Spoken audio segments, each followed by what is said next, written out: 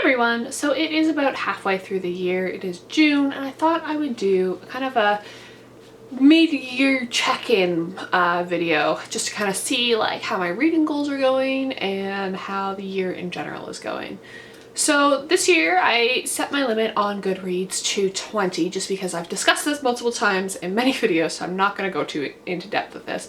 But I find social media and like the Goodreads challenge just pressures me to read shorter books, and I kind of wanted to take a step back and focus on some longer books this year. I've actually read 46 books this year, and I will probably by the end of the week have finished 47 and 48. I am really enjoying focusing on longer books.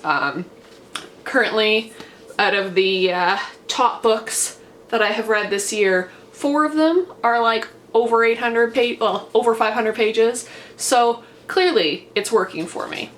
I'm also doing the BookTube Recommends project, which I'm enjoying. I'm like halfway through. None of them have been particularly spectacular reads. To be fair, I did ask my friends to pick out things outside of my like wheelhouse. I have enjoyed a couple books. I really enjoyed Angie's suggestion, which was The Driver's Seat by Muriel Spark. I also just finished Lady Audley's Secret, which was Vanessa's suggestion, and I did really enjoy that. But for the most part, it's kind of, I feel like it's a little bit of a chore. I have enough books already purchased to get me to the end of August, so I would still have 4 books left on my list that I need to purchase, and I'm kind of on the fence as to whether or not I'm going to finish this project. I'm certainly going to finish all the books that I have left to read that I've already purchased, but I don't know if I want to read, like, part of it is that I'm over halfway.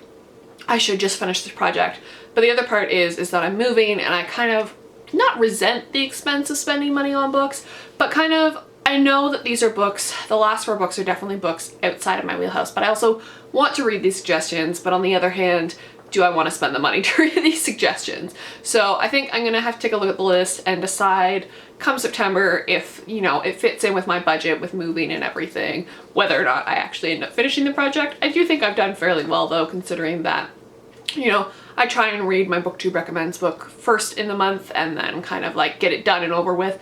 But that does kind of feel a little bit like a chore, but it is kind of nice to also get outside of your like regular reading habits and read things you wouldn't normally read.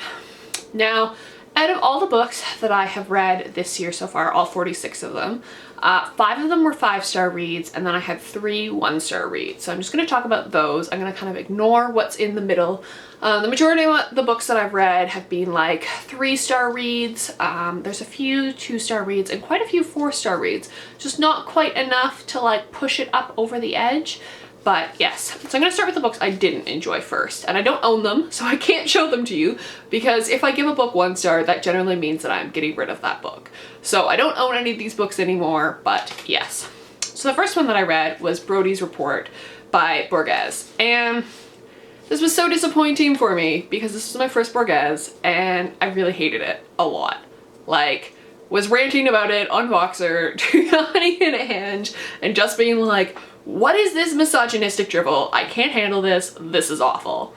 So yeah, I did not enjoy my introduction to Borges. I don't know if I'm going to continue reading him. I might give him another chance, but considering that even Henry James has earned like a 2 or 3-star rating from me, and I hate Henry James so much, this does not bode well for the future of my reading with Borges.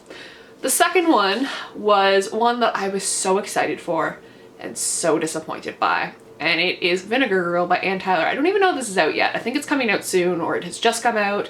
I got an advanced reader's copy, and I was so excited for this because I was like, yes, these Hogarth Shakespeare. I was doing Shakespeare Week. I was so excited to talk about these books.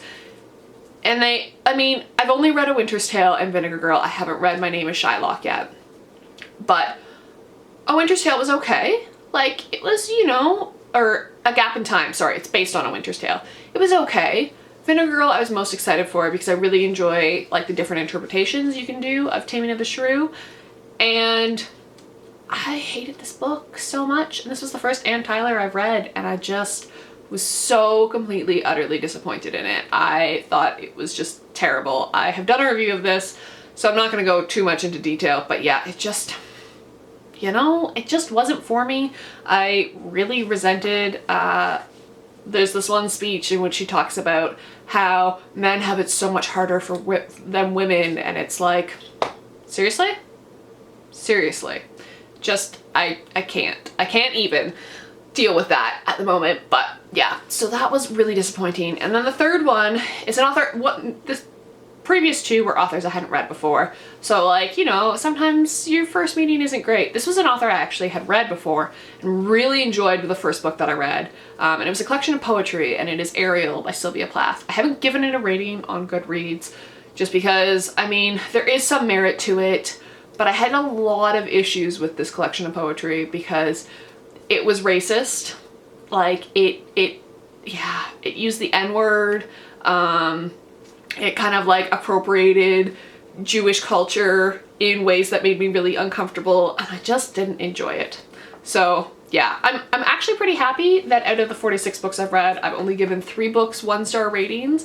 And that's a pretty good, you know, I'm picking books that I generally enjoy, which I'm happy about, so, you know, that's good.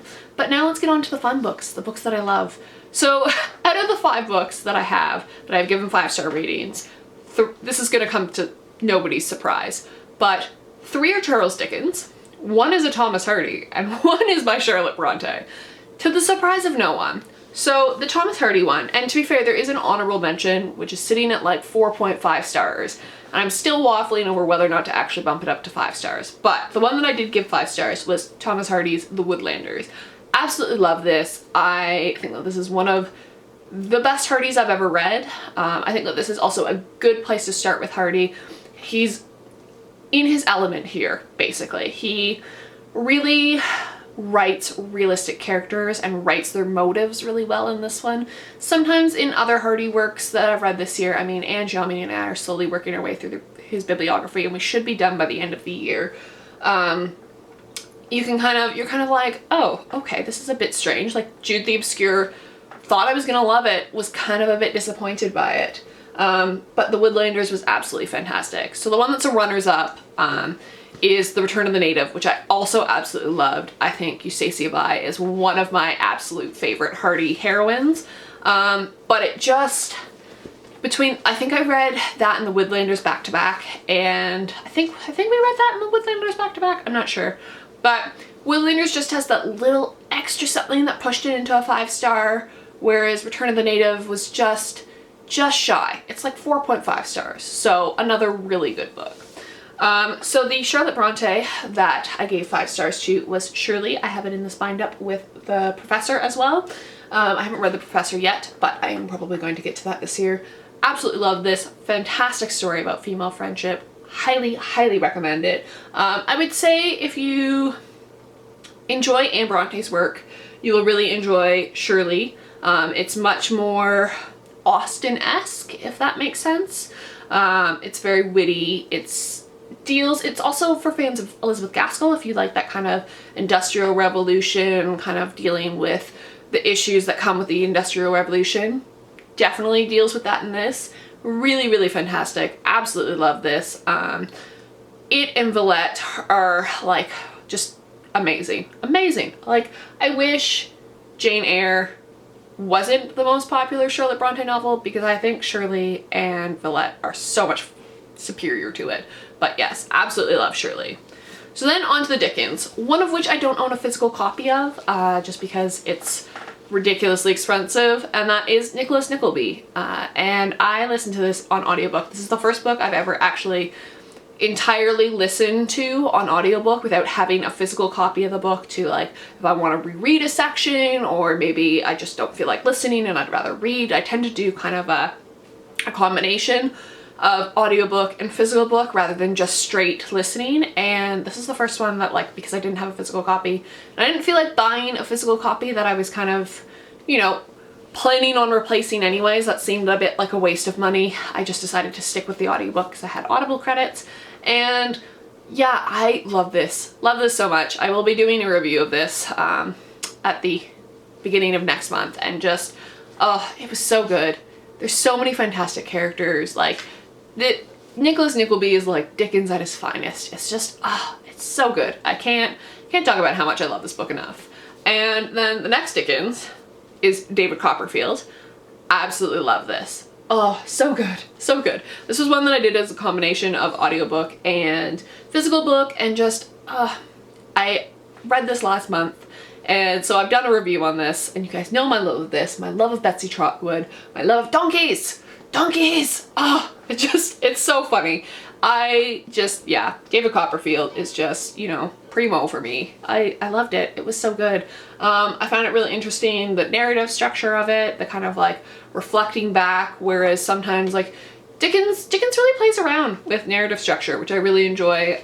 So in like Nicholas Nickleby, it's just a fairly straight narrative, and then in David Copperfield, it's kind of a frame narrative where you know that the writer is reflecting back on his life. And then the final Dickens, and the final book that I gave 5 stars to, which I read entirely, I did not do any audiobook for that, is Bleak House, which is a dual narrative, which is really interesting and like complicated and a little bit hard to follow at times, but absolutely worth it to get through.